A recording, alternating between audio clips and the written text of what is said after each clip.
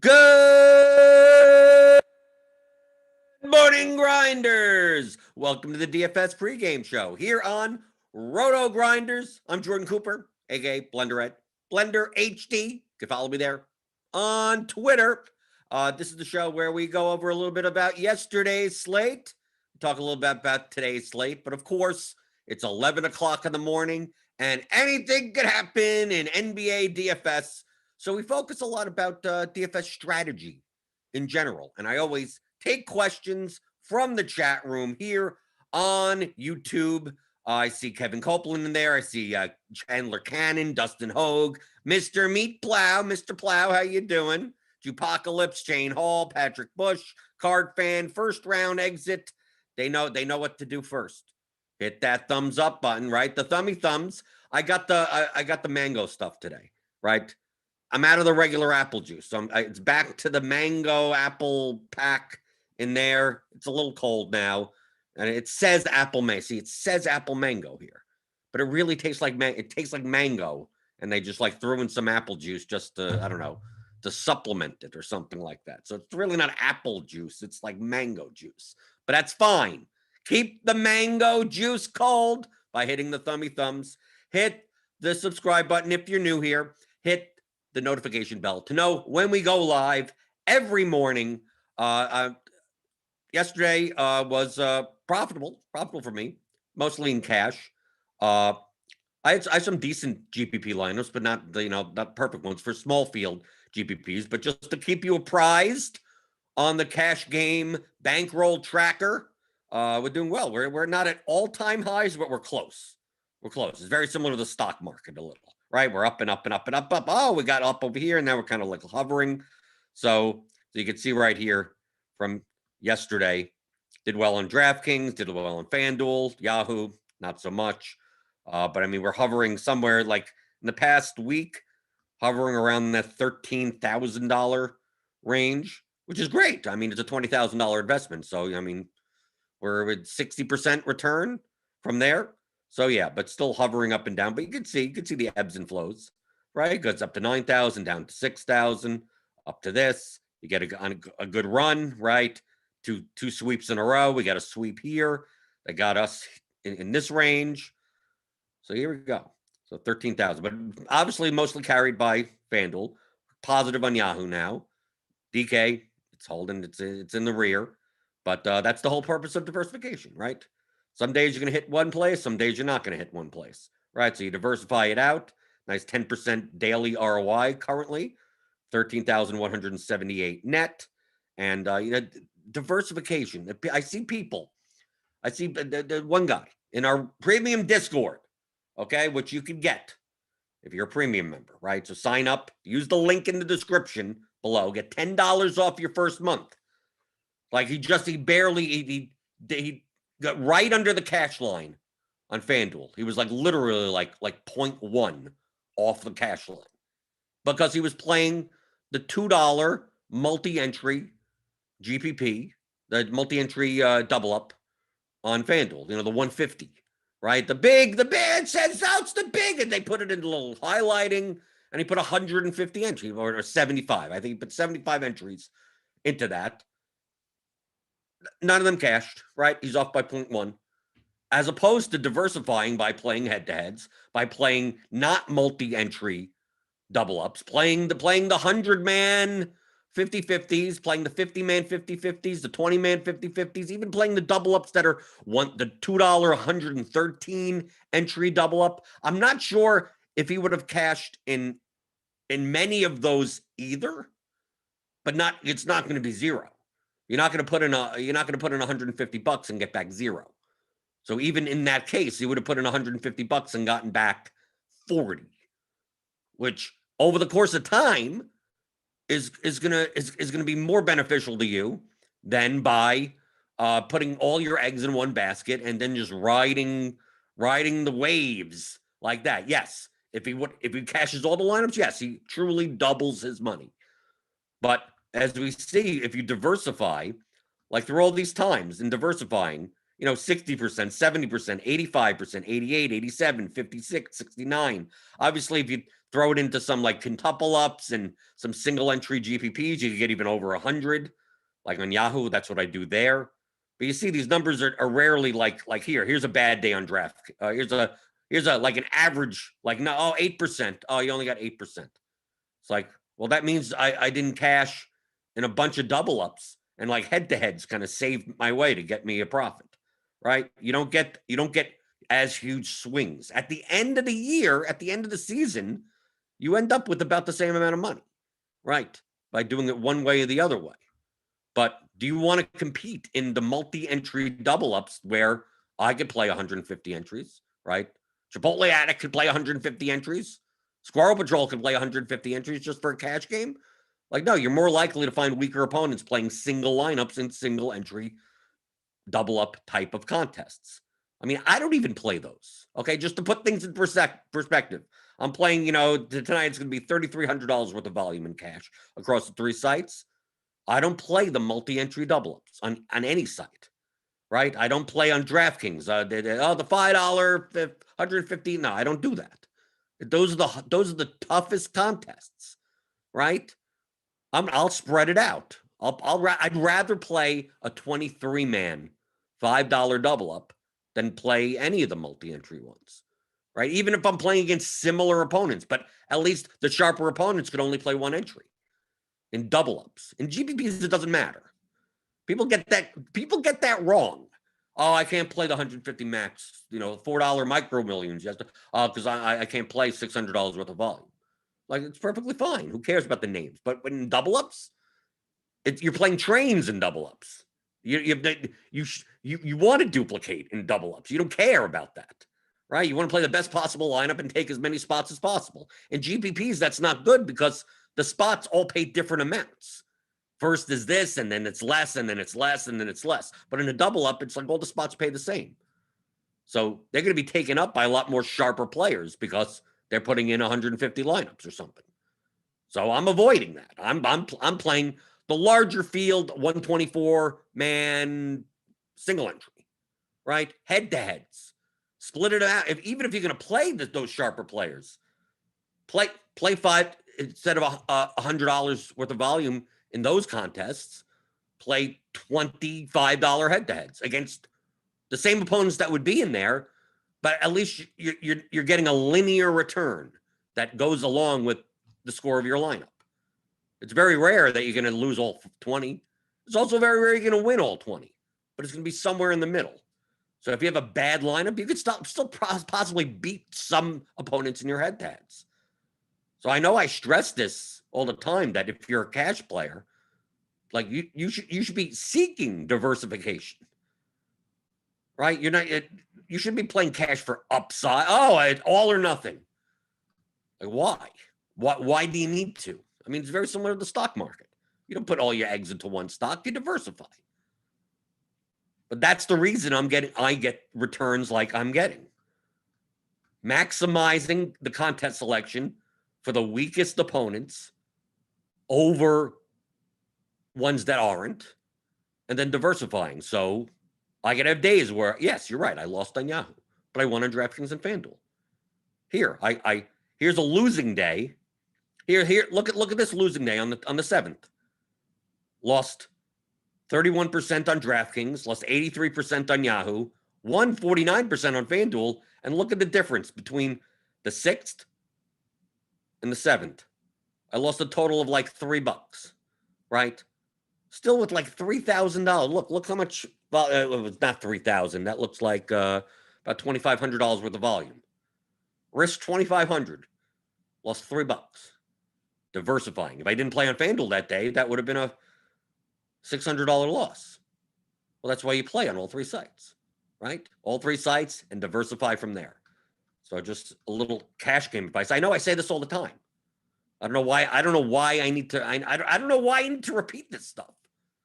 I mean, a lot of times, if you watch this show, you've been watching the show for 5 weeks heading into this year, and a lot of times I'm repeating the same exact things. Sometimes I'm repeating the same exact things to the same exact people. And I just don't understand. Can someone tell me? Can someone explain to me how do you not understand? Oh yeah, I get that, but it's too much work a lot of times. Oh well, that means I have to click through the. Yeah, what is your goal? If you're looking to have fun, don't listen to me. Who cares? Go watch some other YouTube video. Go on TikTok, right? Go watch some cats dancing. That's perfectly fine. Perfectly fine. Have all the fun you want.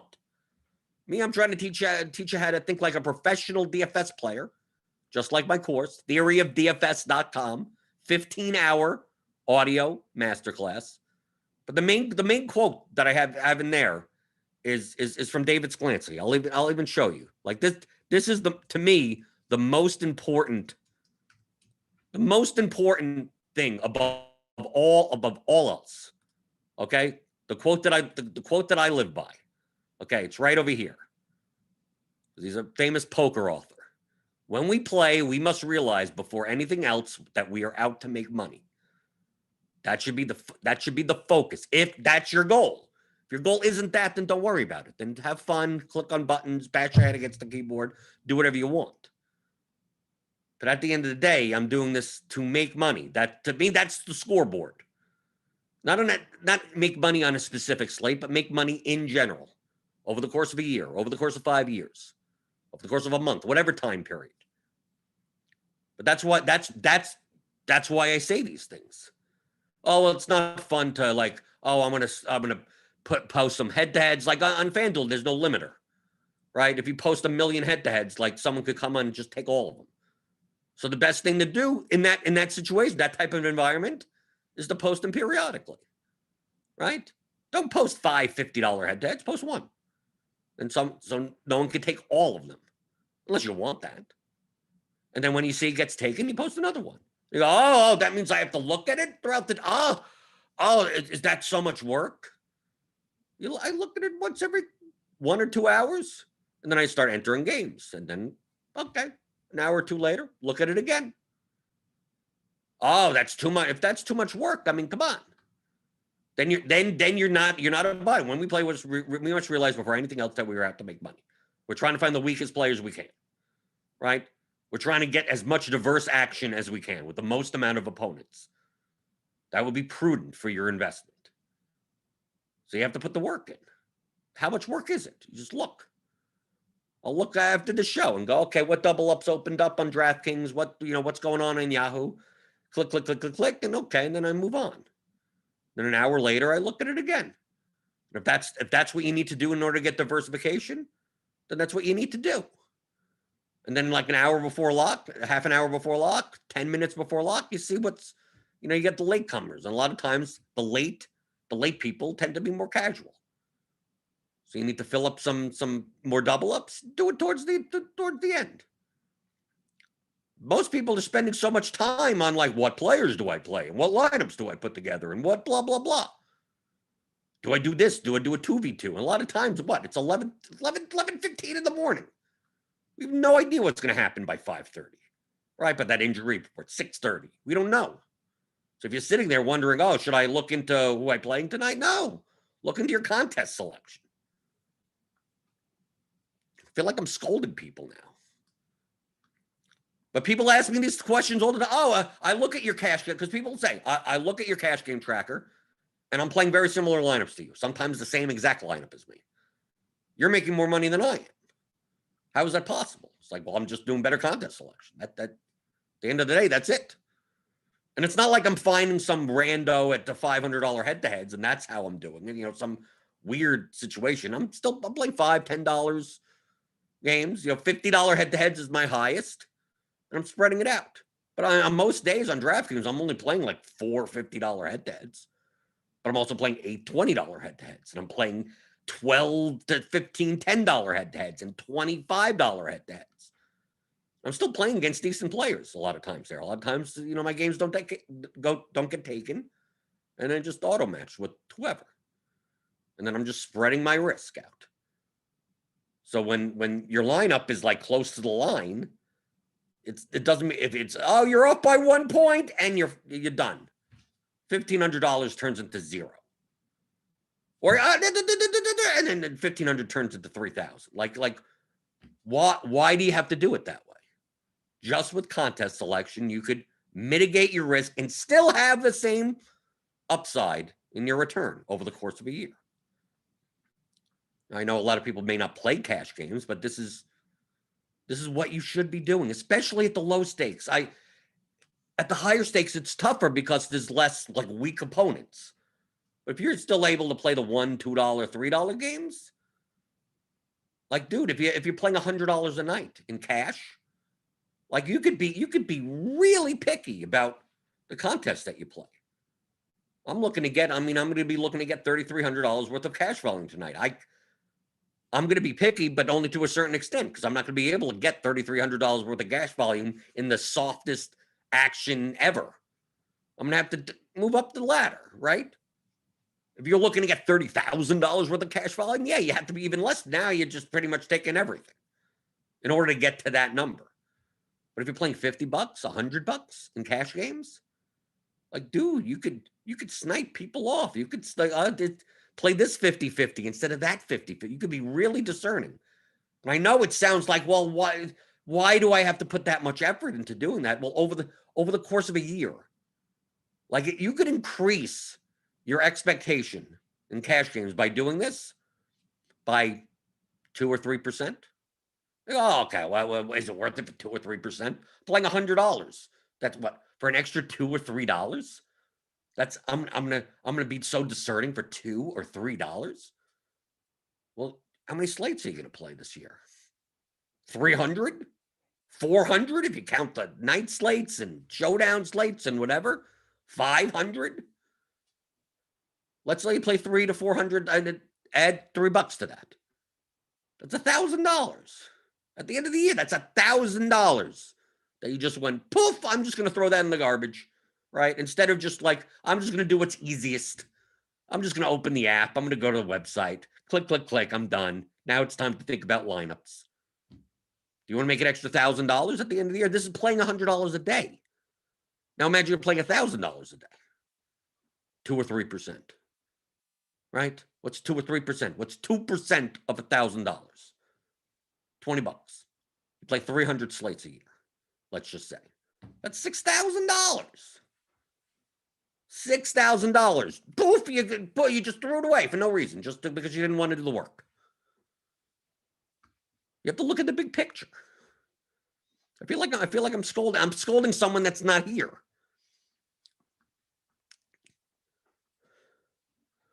Greg R asks, do the pros who max out the multi-entry cash games really have an edge there, or are they just trying to get as much volume down as possible? Both. They have an edge because they're the best cash players anyway. They have the least amount of edge in those contests because they're playing against other sharp players that are also putting in 150 entries into those contests. But they're also trying to get the most volume down as possible. So, yeah. They'd rather not have to play that They'd rather get volume as many places, other places that they can. But if you're playing $20, $30, $50,000 a night in cash games, like there's only so many contests there are. Sean West asks or says, looks like FanDuel accounts for 95% of your ROI. Would you not make more money just playing more on FanDuel? Well, who says that? There are things called variance. FanDuel by the end of the year could be negative. Like, people don't understand like how much of a this 48 slates, 46 slates, 51 slates. DK may end up being the biggest money producer by the end of the season. It could, right? FanDuel just happens to be going well the first month and a half of the season. Maybe FanDuel, something happens, who knows? But that doesn't mean that you just go, okay, I'm just going to play on FanDuel, because then you're not diversified anymore.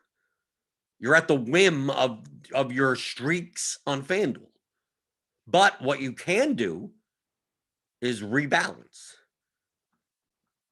right? You could rebalance your portfolio. If you believe that, yeah, maybe after 50 or so slates, Maybe I have a bigger edge on FanDuel than I do on DraftKings. So I should allocate more. You're right, conceptually. Maybe I should allocate more on FanDuel and less on DraftKings. Doesn't mean it's all in. But you could see that's exactly what I'm doing.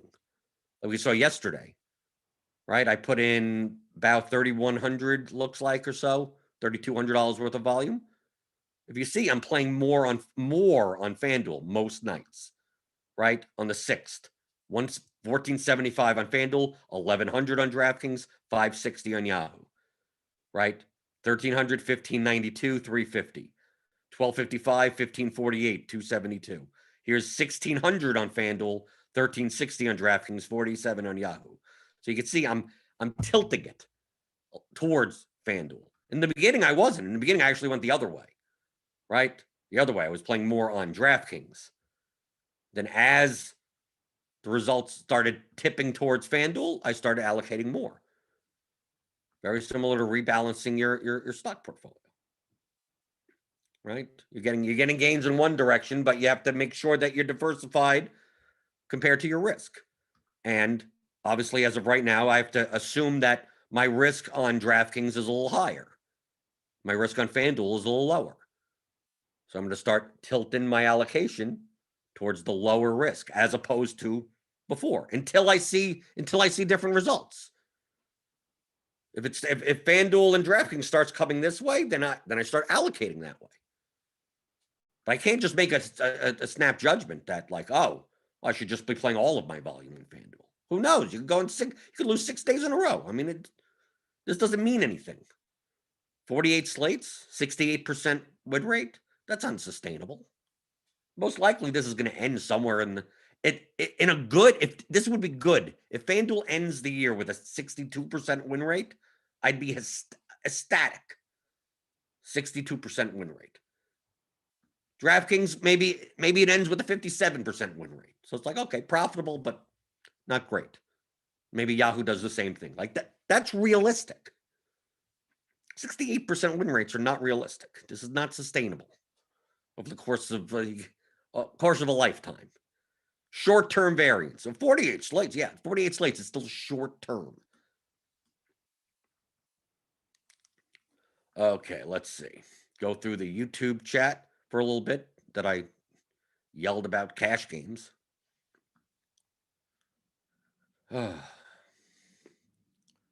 Let's see. On podcast people, I know I always talk and read the questions out because you could listen to this later on the podcast feed. RotoGrinders DFS pregame show. So you could subscribe to that in your podcast player, your app of choice, iTunes, and go and rate and review it there. Let's see. People are talking about poker in the YouTube chat because Alex Santi's here. Let's see.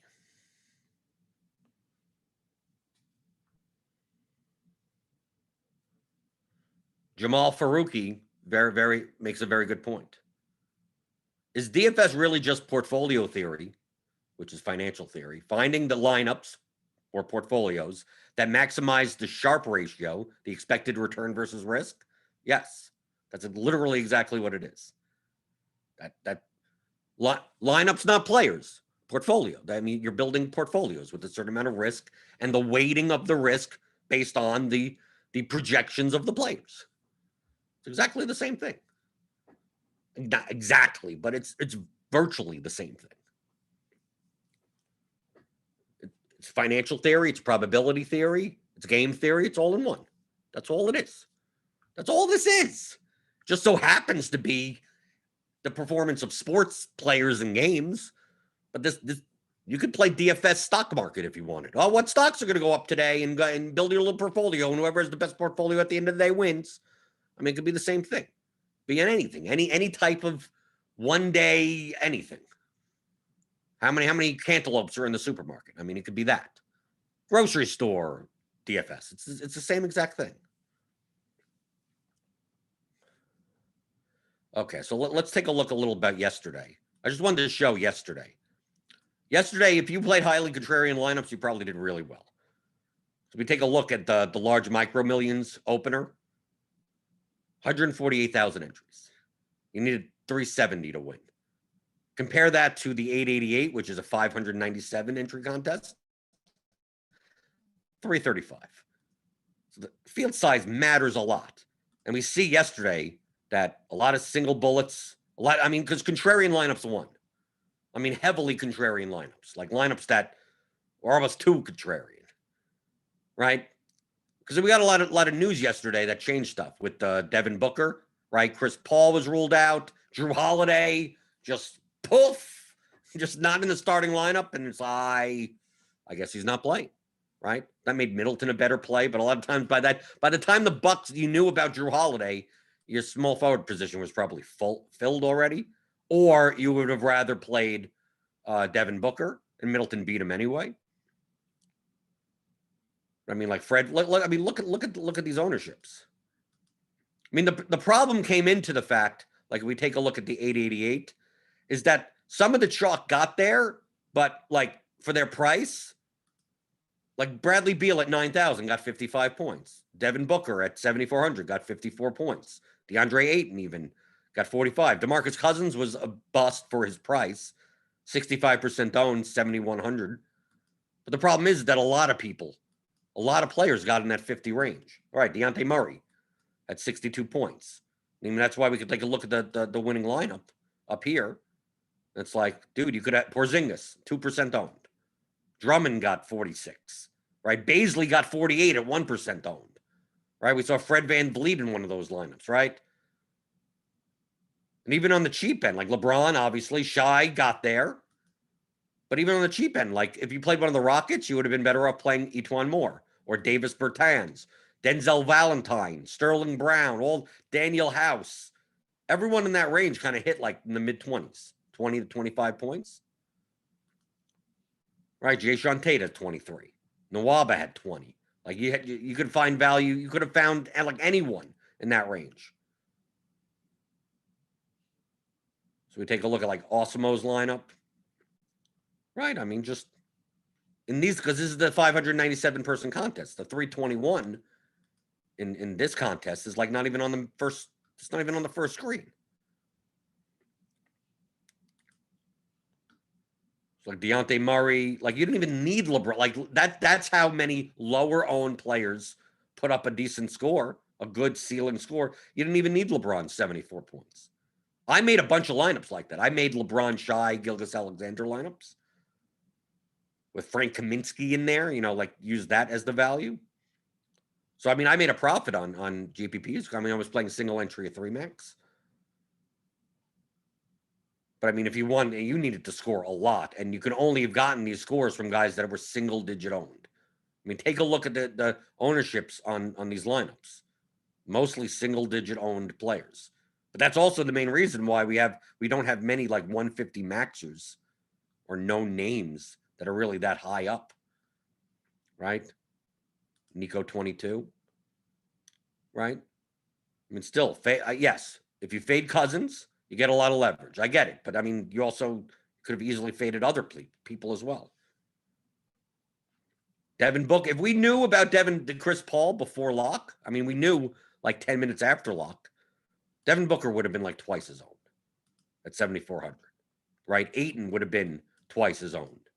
I think if you played Suns yesterday and you swapped, I said you gained a lot of equity. Because we see that all the time. Yes, they were owned 24%, but I'm telling you, it would have been 40%. If we had that news, Chris Paul was out at 2 in the afternoon. A lot different ownerships. Like Middleton is Middleton. It's whatever happens. Most likely, once Drew was kind of ruled out because of COVID protocols, like you didn't really have anywhere to go, right? Even if you did it before 9 o'clock, like you had to decide between Middleton or Devin Booker, and Devin Booker would have still projected better. So don't beat yourself up over that. But we see here that contest selection matters here. Obviously, this is a $4 contest, and this is an $888 contest. But still, like the top line up here that won $100,000 for 335 points is not even on this screen.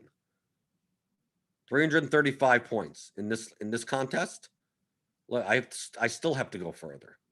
335 would have paid off of $4. 335 still going. $50. That's the difference.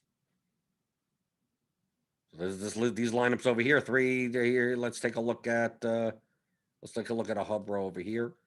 Right, it made sense. Like Valentine's in here, Bradley Beal, Devin Booker, and then still some low-owned plays, right? Murray, Johnson, Baisley, Ayton, each one more, right? I mean, I get this lineup. This lineup absolutely makes sense. Just that, like, Bradley Beal was unnecessary. Yeah, he put up 55, but other people did also.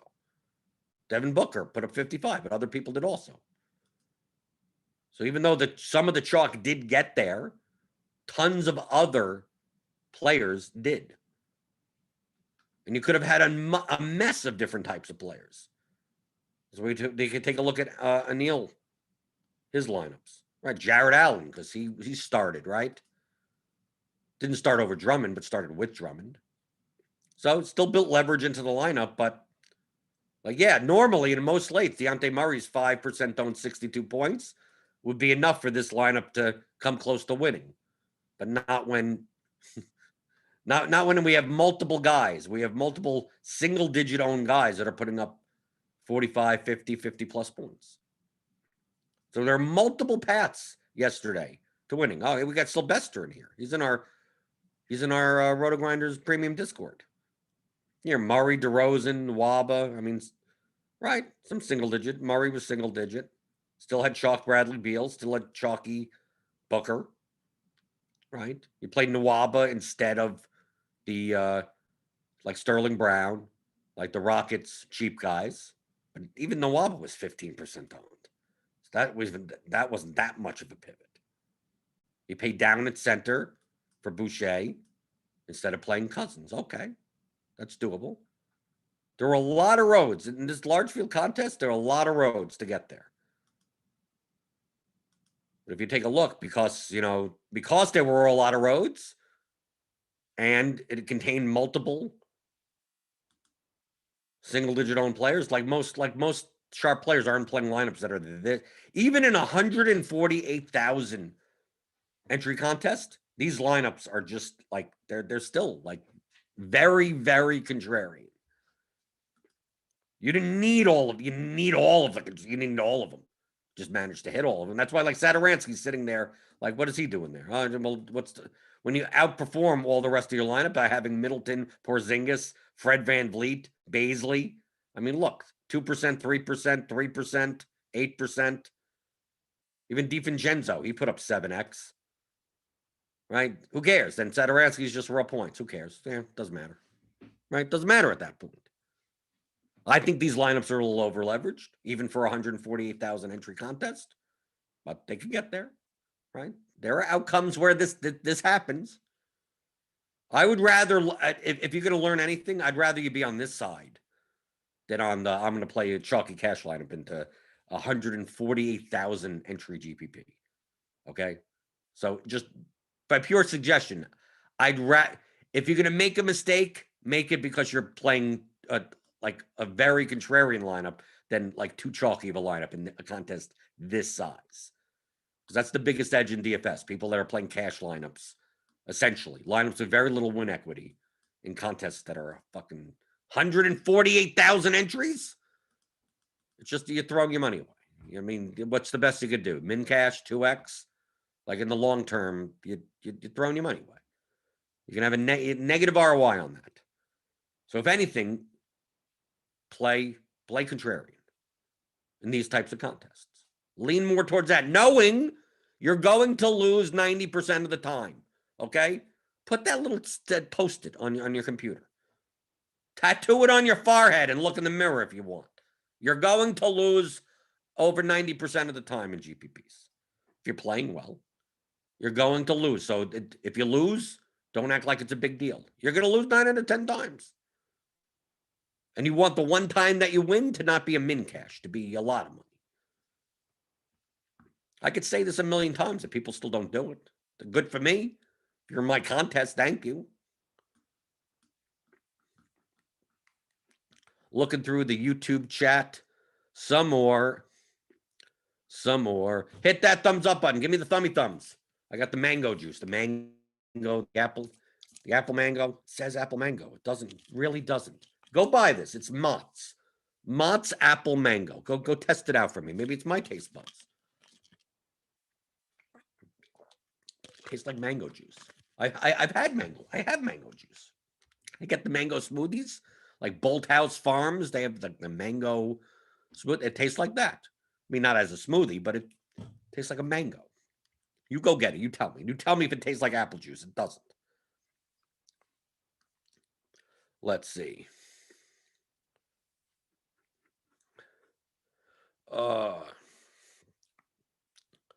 Let's see through here. Randy Hendricks says, Yo, Blender got 536th place in the 888. Been getting crushed lately. Wondering if you gave my lineup some constructive criticism. Don't mind my lineup being up on the screen. I don't think I could see this. I don't think we have that. It's anonymized, like past the payout spots. Like I don't even think I can. It'll just say anonymous. What was your score? I don't even know if I could find it. 500. You came in 538. Okay, so I guess I could find that. 536th. Let's see. Let's see Randy's lineup. Okay, no, we can't even see it. I can't even. No, sorry, it's too low. Right? No, can't see it. It was that bad. What did you do that was that bad? Such a contrarian stuff won yesterday. Like, how did you play that bad? And unless you just went contrarian and it's an absolutely different way. I guess maybe you played Luca. You did something like that with Luca. Luca didn't get there. I could see, yeah. Yeah, if you Luca, I mean, Luca wasn't that contrarian. I mean, Luca was probably like 15% or something. 18%. So yeah, so that on a 8-game slate. I guess. I don't know. I'm sorry. I can't find the lineup. Corey Allen says, I know DraftKings is a better platform. No, that's in the eye of the beholder. It's not better. I play both, but does this apply to FanDuel? And do you play on FanDuel? Yes, I play on FanDuel. This does apply to FanDuel. The problem is that on FanDuel, they don't have publicly downloadable CSVs of the contests. So like Results DB, what we have here on RotoGrinders, but you could go for free. You don't even need a premium membership. Go to rotogrinders.com/resultsdb.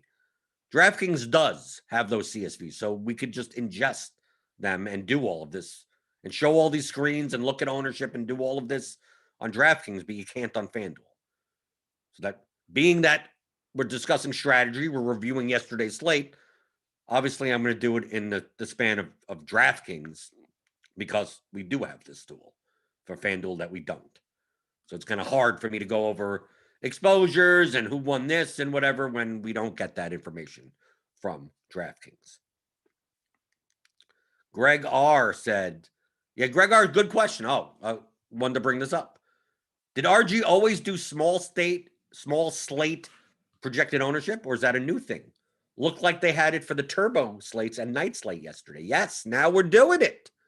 Right? Jamino introduced that, I think, yesterday. We're doing ownership for all slates now. We used to just have ownership for the main slate, right? Whatever the main slate was, that was the ownership, and we're done, right? Now Jamino is the hamsters. We got some new hamsters here, I guess. We got some new hamster wheels. We got some new hamsters. So there is ownership for the late slate, for the turbo slates, and things like that. So sign up to RotoGrinders Premium. Hit the link in the description below or in the podcast description, wherever. Get $10 off your first month.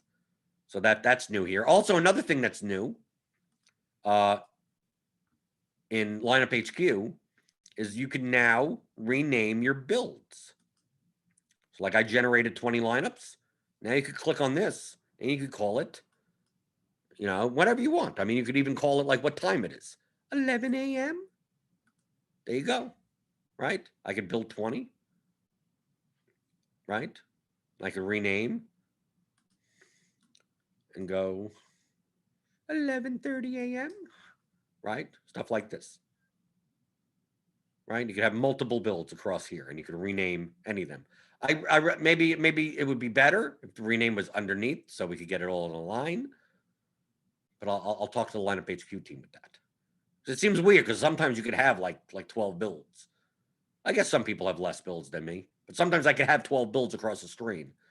And I think maybe the rename should be better over there. I'm just criticizing the UI in the middle of a show, but whatever. But you could do that now.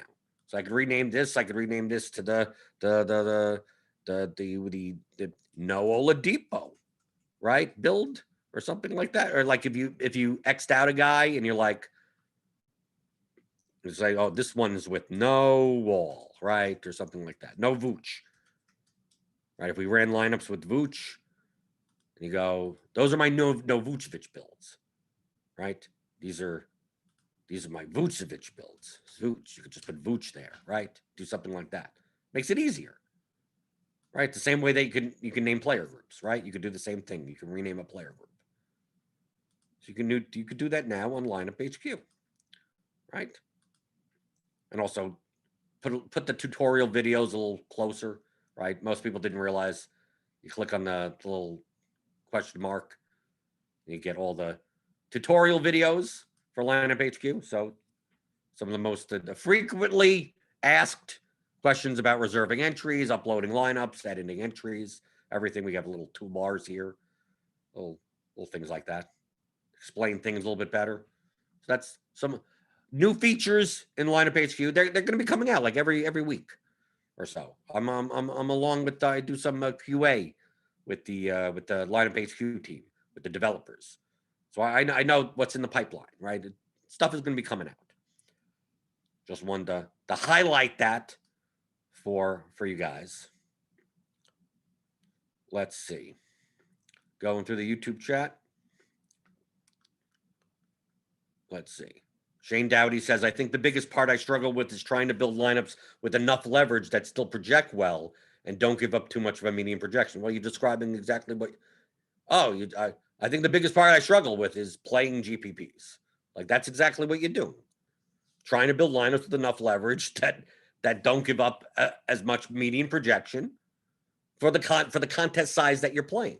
Obviously, the micro millions, 148,000 entries, you could give up tons of median, right? You could give up, I'm going to fade this guy, I'm going to fade that guy, I'm going to give up whatever, right?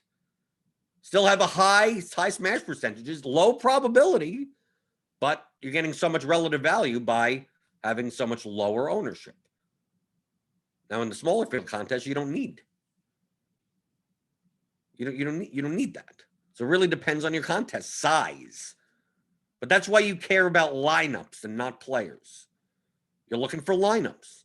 And sometimes the best lineups, the best from an EV perspective for large field GPPs, include players that you would never consider playing. You just go, okay, I guess that guy fits.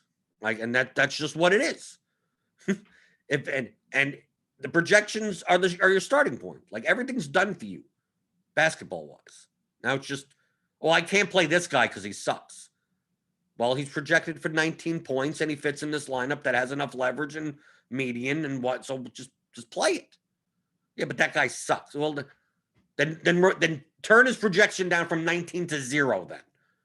Okay? But do you trust the projection model? Yeah, okay. Then his median's 19. His ceiling's 31. His floor is 9. Who cares what the player's name is anymore? Does it fit in that lineup, that $3,600 player? Yes, okay. Then the whole lineup makes sense. Play it. But I don't want to play that guy. Stop fighting with me.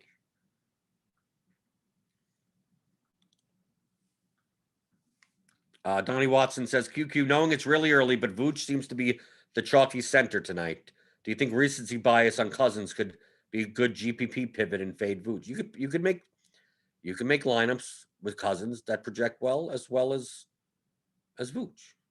Doesn't matter. Yes. Is he a good GPP pivot? Any center would be. Are you fading Vooch in a lineup? Right? Let's do that. People get so caught up on players when it has nothing to do with players. It has to do with lineups. Okay? So we're going to build 20 lineups with Vooch in. Okay? We had it before. There you go.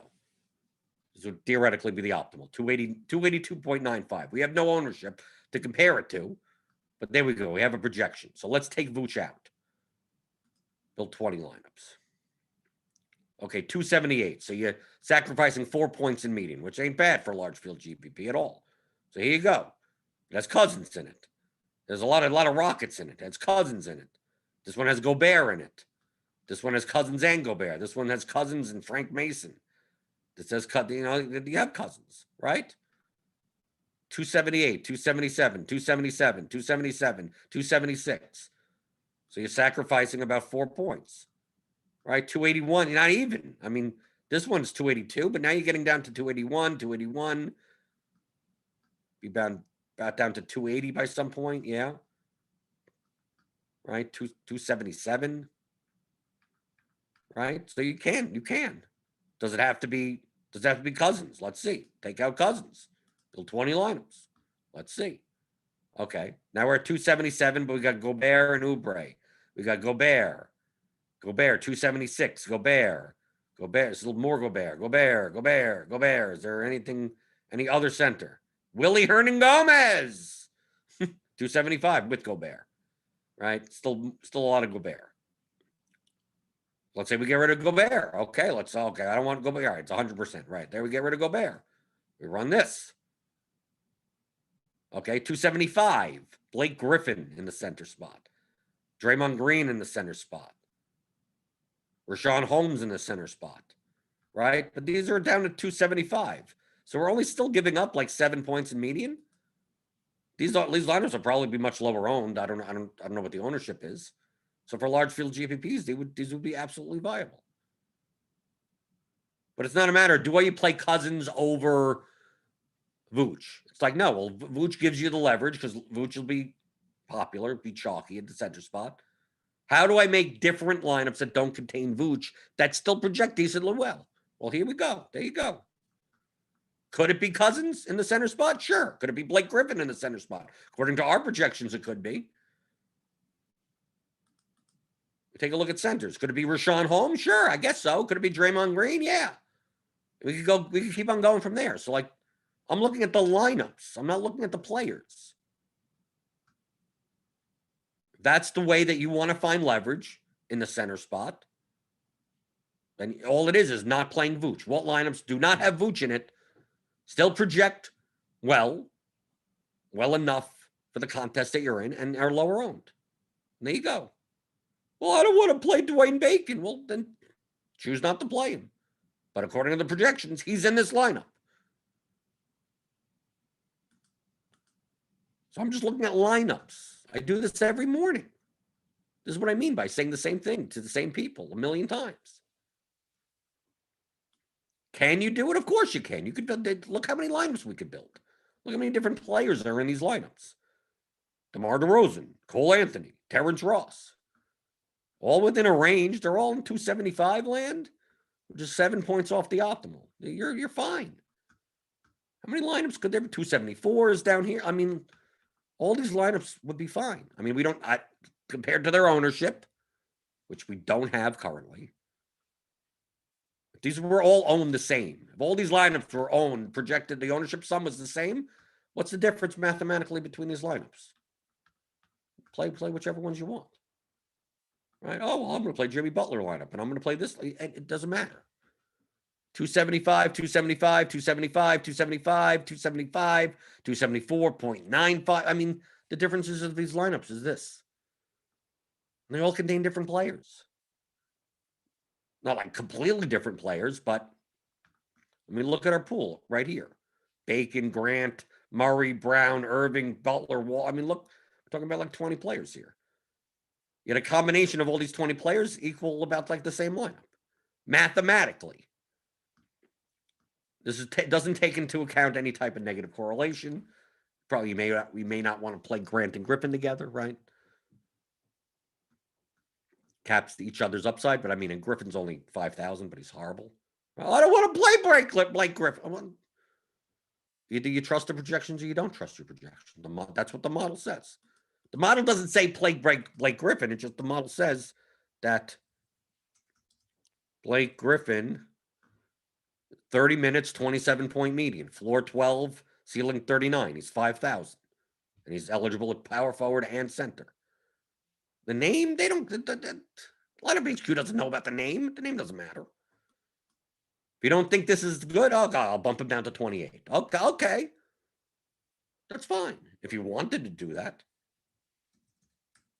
If you project him for 30 minutes, this is what the model says. So are you going to use the numbers or are you going to use your bias? I don't want to play Blake Griffin.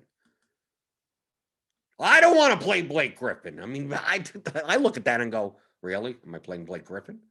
But if he fits in the lineups like that, then you're playing Blake Griffin. Who else? I'm going to play a worse player at 5,000. That's projected worse. No.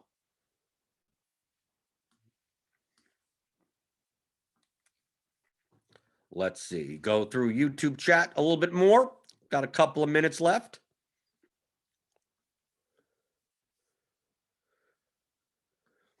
Andrew Burton says is doing my second level strategy. You should start investing your winnings into DraftKings and FanDuel and become a stockholder in these companies. So when you lose on these contests, you will win because their stock will go up. Obviously, I don't play high enough volume that no one plays a high enough volume that their stock. Oh my God. Jordan lost last night. Stock goes up 10%, right? But no, I actually do have some money in draft. I do have DraftKings stock, but it's more for the sports betting stuff, right? Why bother betting on sports? You bet on the sports, you lose, and then I'll just own the companies, right? I'll just do that, right? I'll make more money that way. But yeah, to me, it's a hedge. Why not? Rob W asks, do the smaller late slates and turbo slates tend to be overlooked, or are those contests usually pretty sharp? It really depends on the night. Most of the time, I find in the GPPs, I think you'll find in GPPs. I think cash games are mostly sharper players. I mean, you can find weak players in the weird formats like tiers and the showdown stuff. Like if you want to go and pick apart and try to find weak opponents, you can, especially if you're playing at a lower bankroll where it's worth it to do so. But a lot of times you'll find like the turbo slates and stuff outside of like the featured GPP. Like they have like an $8 contest that's like, 20,000 to first. Like people, like that's just like any other GPP. But like the cash games and stuff, I find at least are like you get mostly regulars. But I guess you can find some head. You can if you want to be vigilant in finding weak opponents, you can find them. Just depends on what size bankroll you have and what your allocation is. I'm playing 3,000 plus a night. Finding, I can't play the $1 to $3 games. So finding here's a $5 head to get head against someone that has no badge. Like in the grand scheme of things, like, am I going to spend the half an hour doing that? No. Main slate, I will. But for the turbos and stuff, where it's like, what's the, great, I got $40 of soft action. Great. In the grand scheme of my allocation, the time investment doesn't make sense. Let's see. Going through the YouTube chat. Now people are asking if I could look at their lineup. So I try not to do that on these shows because then everyone wants that, right? We have a policy in our premium Discord that you can't post your lineups, right? Because then what do you think of this? What do you think of that? What do you think of this? And there's already 1,000 people in there as it is. So I'm sorry.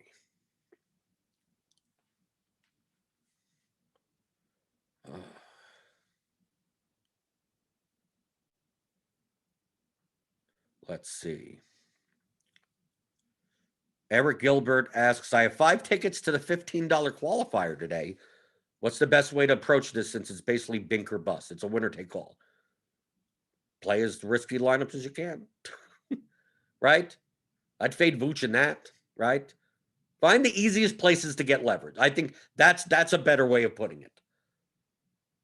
Because finding like the nuanced leverage points of like positions and constructions aren't as simple as finding where the main leverage is going to be. So you're on FanDuel, so I may be a little bit different. So I Boogie is probably the chalk center on FanDuel because he's still only 6K. But if this was DraftKings, like most likely, Vooch is going to be chalk. I guess Wall Vooch and Wall maybe chalk on DraftKings. So play a lineup with neither of them. Like, because let's just say Wall is 25% owned and Vooch is 40% owned.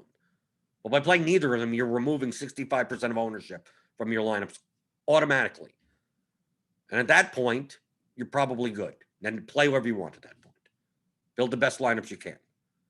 If you just, that's the easiest way of doing it. Okay? Rather than, well, I could find lineups that have Vooch that have leverage. I could find lineups that have Wall that have leverage, right? And get into these like, oh, I could do this, I could do that. It's very close. It's like, no, if you X out Vooch and Wall, most likely, I mean, obviously, 6 hours from now, everything could have changed, right? This guy's out, Jimmy Butler's sitting, Damian Lillard is out, and I mean, we have no idea. But as of right now, that would be the easiest way. And of course, if Vooch and Wall smash, you're dead, right? And that's the way it is. But if they fail, you've gained leverage over, 60, 70% of the field.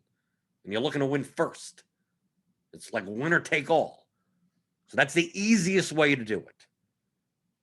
So that's what I would suggest. To learn more about how to leverage your lineups, do it in the easiest ways you can first. And then find the nuanced ways. The easiest way is to just like, who's going to be the chalkiest player? X. Like, that's the easiest. Is it the best way? Not necessarily. Sometimes players project so well that if Vooch was, let's say for instance, if Vooch was mispriced at 5,000 tonight, I'd probably not even ever X him because his RGV is going to be like 35 or something, right?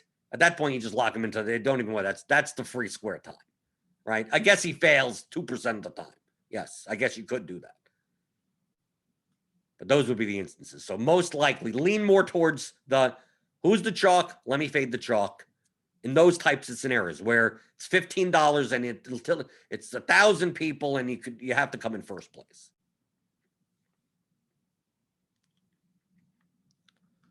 Let's see. Alex Santi says Grant and Griffin has positive correlation per the RG correlation table. Yeah, of course they have positive correlation because one passes the ball to each other. That doesn't mean their ceilings are correlated. People use that RG correlation tool, no offense, it's worthless. It makes sense from a play-to-play basis, but you're not playing players. You're playing lineups.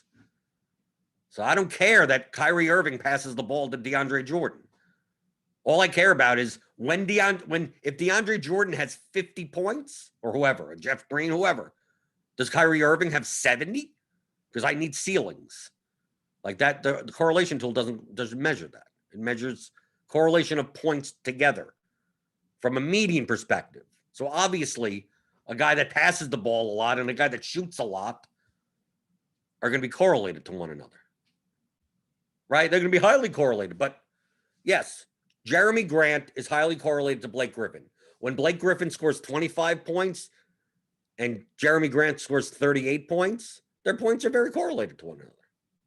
But 25 and 38 doesn't win me a GPP, so I don't care. Who cares? Great. Jeremy Grant has 8 points on Blake Griffin's 3 assists. What does that tell me? Who cares? Blake Griffin put up 25 and Jeremy Grant put up 38. So who cares that their points are more correlated in that extent? That doesn't matter. You care about ceilings. I'd rather Jeremy Grant give me 70 and Blake Griffin give me 2 and just have Jeremy Grant. So I need to know how correlated are their ceilings together for their price. How often do they put up 7x together? That's what you care about. So the correlation tool does not show you that. It just shows you the overlap in points. And most players' points don't overlap that much in basketball. Correlations are weak in basketball. So maybe Steph Curry and Kelly Oubre in a specific game, only 8 or 9 of their points overlap, right, for assists, right, stuff like that. 8 or 9 of their points. But, I mean, you need Curry to put up 55 and Oubre to put up 40 or, something like that. So out of 95 total points, 16 are overlapped. So what does that matter? Who cares? Right? Where's the rest of it? I need to know the ceiling. So you shouldn't be measuring correlation on a play-by-play type of basis like that.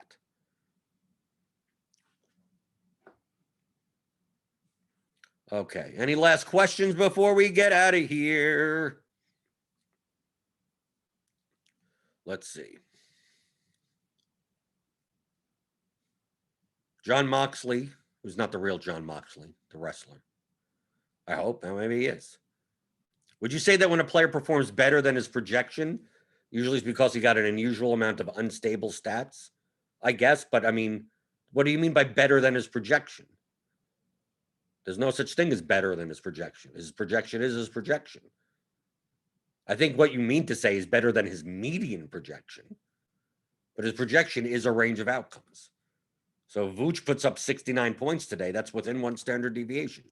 That would not be considered weird. If Vooch put up anywhere from 36 to 69 today, neither would be. Oh, 36. Oh my God, what a bust. No, that was within one standard deviation. Oh, he put up 69. Wow, he crushed. No, that's still within one standard deviation. If he put up 88, yes, then I would agree with you. If he put up 12, yes, I would agree with you. But that's what these ranges are. People really over or underestimate the variance of players. 36 to 69 is 33 points. And that's still within one standard deviation of his median. So if Vooch puts up 36 points tonight, he didn't bust. He's within that fat range of his projection. And if he put up 69, he didn't smash. I mean, yes, he smashed for contest purposes, but that's well within one standard deviation of his range of outcomes. People look at these numbers in the middle and go, that's the prediction. Vooch 53. If he puts up 48, your projection's off. If he puts up 58, he was too low. Like, dude, that's just the median outcome. That's just median. This is not a prediction. These numbers are not predictions. This is the projection, 36 to 69, 36 to 70, 24 to 50. Here's a 28 to 55 for Donovan Mitchell. Oh, he put up 54 points. We had him projected for 41. No, median was 41. We had him projected for 28 to 55 within one standard deviation. You have to think probabilistically. These numbers aren't predictions. It's just, this is the middle number of a range of outcomes. That's all it is. That's all it is. Okay, folks. So we talked a little bit about today's slate, right? We talked about yesterday's slate. I scolded people about playing cash games without diversification. You can do it if you want. Fine, do it. Have fun. Do whatever way you want to do it. But I'm just trying to teach you. I'm just trying to teach you here. That's what I try to do every morning, weekday morning, at 11 o'clock Eastern time. On your way out the door, hit the thumbs up button. Got to keep it's mango juice. I'm telling you, it's false advertising that put the word Apple on this. I want someone out there for extra credit. Okay. I don't know what I'll give you. Right. Go out, buy Mott's Apple Mango. Taste it, and you tell me that it's not just that there's no apple. It's quite possible there's no apple juice in here whatsoever. I think it's false advertising. You tell me. Maybe I'm not picking it up. I don't have a discernible enough palate to pick up the apple. I pick up tons of mango, but the apple, no. Don't. This ain't apple juice. It's mango juice masquerading as apple juice. So keep it cold every morning for me. Hit those thumbs up, the thummy thumbs, and I'll see you tomorrow on another edition of the DFS pregame show here on RotoGrinders.com.